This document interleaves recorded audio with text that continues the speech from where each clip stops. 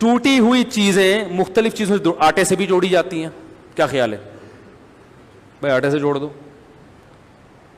رسی سے باندھ کے جوڑ دو, ٹیپ سے جوڑ دو. پائیداری بہترین طریقہ کیا ہے؟ جاپان کا بنا ہوا ایلفی لگاؤ, ٹھک پھونک مارو, بہترین. اور اگر لوہے کی چیز ٹوٹی ہوئی ہے, ویلڈنگ. کسی نے شعر بھیجا کہ اگر کبھی دل کسی کا ٹوٹ جائے تو ہم سے رابطہ کرنا, ہم بھی ویلڈنگ کا کام ویلڈنگ کا کام جانتے ہیں, جوڑ توڑ کا کام جانتے ہیں. تو ویلڈنگ سے اور مضبوط ہو جائے گی. تو یاد رکھو اللہ نے حکم دیا رشتہ داری کو کیا کرو؟ جوڑو. اس کا مطلب اللہ کو پتا ہے کہ ٹوٹے گی ہے.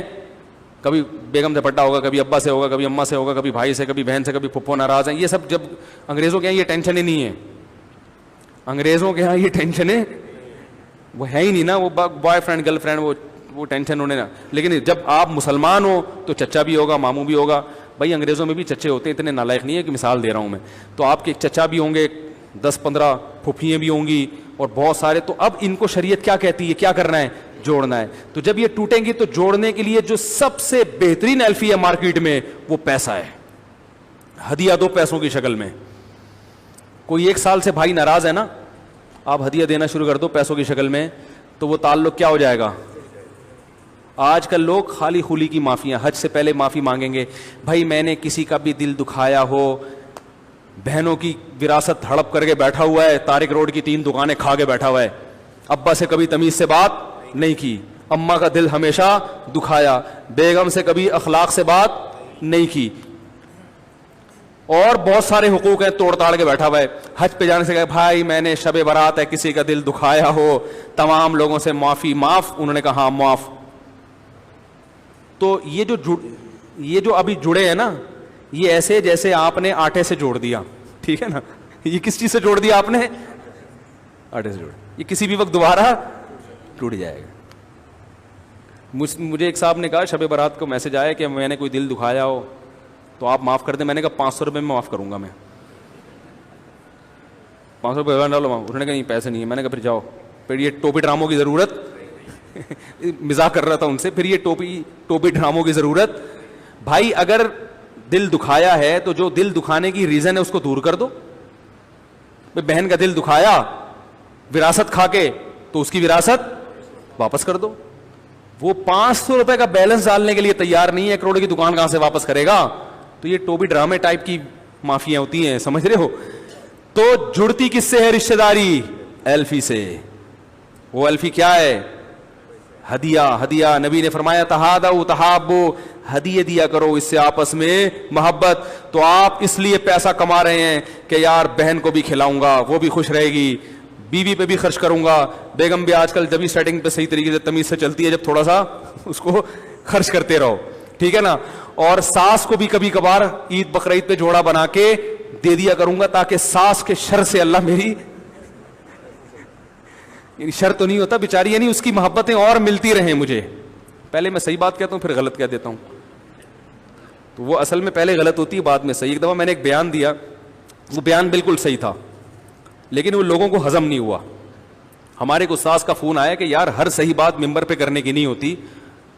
تو میں نے کہا اچھا میں تھوڑا سا اب اس کو تھوڑا سا مینیج کروں گا. تو فون بند ہو گیا. تو ہمارے ایک دوست بیٹھے ہوئے تھے انہی کے پاس, وہ کہنے لگے یہ استاذ آپ کے کہہ رہے تھے کہ پہلے صحیح بیان کیا اب غلط کرے گا, اب کیا کر دے گا اس کو. تو انہوں نے فون کیا بھائی بیان صحیح تھا, اس کو چینج کرنے کی ضرورت نہیں, ہر صحیح بات لوگوں کے سامنے کرنے کی نہیں ہوتی. جو ایک سمجھا رہے تھے. تو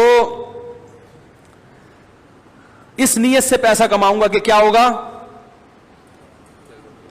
رشتہ داروں پہ خرچ کروں گا, غریبوں پہ خرچ کروں گا. حدیث میں آتا ہے ذهب اہل الدثور بالاجور, دولت مند اگر صحیح طرح سے زندگی گزارے تو وہ غریب سے آگے نکل جاتا ہے. لیکن پھر بھی دولت مند جہنم میں زیادہ جائیں گے, اس لیے کہ کم بخت دولت آنے کے بعد یہ تمیز سے زندگی گزارتے نہیں ہیں. اس لیے غریب لوگ پریشان نہ ہو کہ یار یہ تو ہم سے آگے نکل گئے. آپ شکر کرو اللہ نے غریب بنایا, گناہ کی طاقت ہی نہیں رکھی. آپ کے پاس جیب میں پیسے ہی نہیں ہوتے, گٹکے کھانے کے پیسے نہیں ہوتے, وہ چرس کہاں سے پیے گا جا کے بھائی ہیں.